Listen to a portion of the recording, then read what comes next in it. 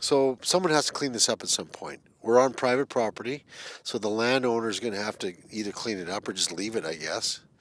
Um, and some there could be some environmental hazards in there that we don't know about. There could be something in there that shouldn't be in there, and that's a problem with this illegal dumping, and it happens all over the place. You know, in the county, um, well, it happens all over the city. I mean, it happened earlier this year just over by the storm pond where we parked.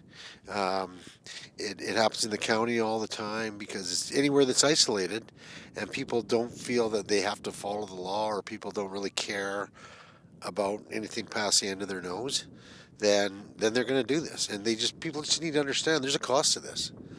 There's a cost to the environment. There's a cost to the taxpayer, and it's needless and unnecessary. What's interesting about the deer was it was totally dressed down, so there was no meat. There's very little meat on it. The head was totally severed, as well as the spinal column. So that means someone cleaned all the meat around it. There's no rib cage, obviously no appendages. So it wasn't like they just killed this and just dropped it. They actually worked on this to get the meat and the rest of the bones off, and they discarded the head and the spinal column in this way, which leads me to believe that obviously it was poached. Otherwise, you wouldn't dispose of it in this manner, right? There's other ways to dispose of carcasses like this. So just so you can see.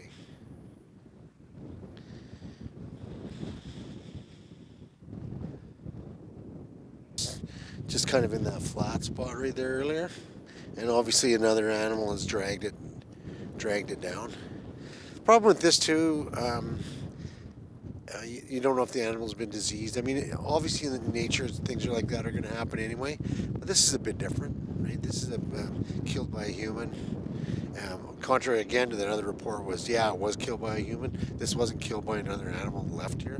We found it up here by the pile and threw it down. And can you talk a little bit about maybe any charges that would be against someone if they were caught doing this? Well, if you're caught poaching, I believe you can get fined. I think it's minimum $500, but depending on what the animal is and what you're killing out of season. So the fine, I think the fine can escalate, but I guess you have to talk to the Fish and Wildlife people about that. But yeah, you get caught doing it, and there's a price to pay. Absolutely. And what's done about something like this? Like who cleans this up? Well, it's on private land, so the landowner unfortunately is on the hook for it, and they're good enough to leave access to people to come out here. Worst thing that can happen, they just have to fence it all off. That means people can't come out here and enjoy this, and we're lucky that that property owner is okay right now with letting people come out here and walk around on their land, and they don't have to, right? And that's a part that is disappointing because this landowner, they have stuff dumped on their property. You know, the one person was saying like 3 times a month sometimes. So there is a cost to them to clean that up, right? And if they block all this, and they have well within their rights, if they want to block all this land off from people, they can do it, and that would be a terrible blow to the city because they do things like we can see horses in Pavad Park right now that often will come out here. The Lost Souls Ultra Marathon runs through here, and it'd be too bad if they blocked off access to their part of the Coulee for that. So it's not right. It's fairly complex when you look at it at the implications, the long-term implications if this keeps happening. Right? It's not that. Not just this one thing, but it's accumulation of things that happen on this property that the landowner at some point might just say, you know what, I've had enough. And is this something that you plan to bring up with council? Well, there's really nothing we can do.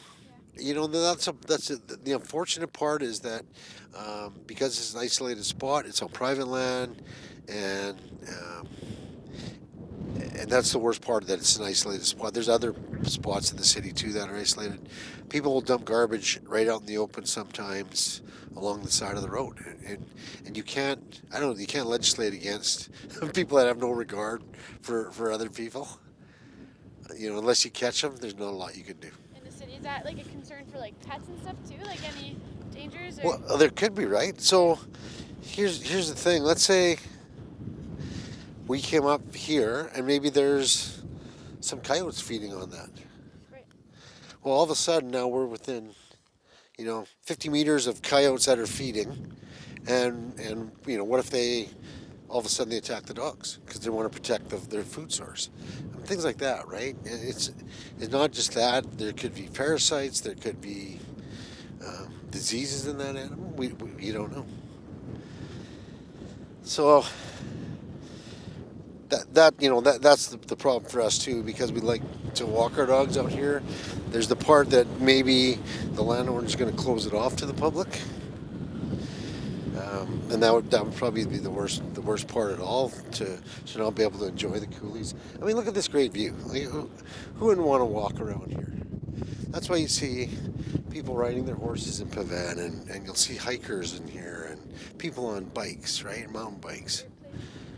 Well, it's beautiful. Like, there's not a lot of natural environments like this in any urban municipality, to have this kind of wilderness type area, and that's why we want to protect it so badly as well.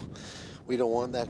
We don't want that to happen. We don't want people to ruin this for everybody else. And look at that view, hey? Look at, it's so gorgeous, especially right now since we just had rain.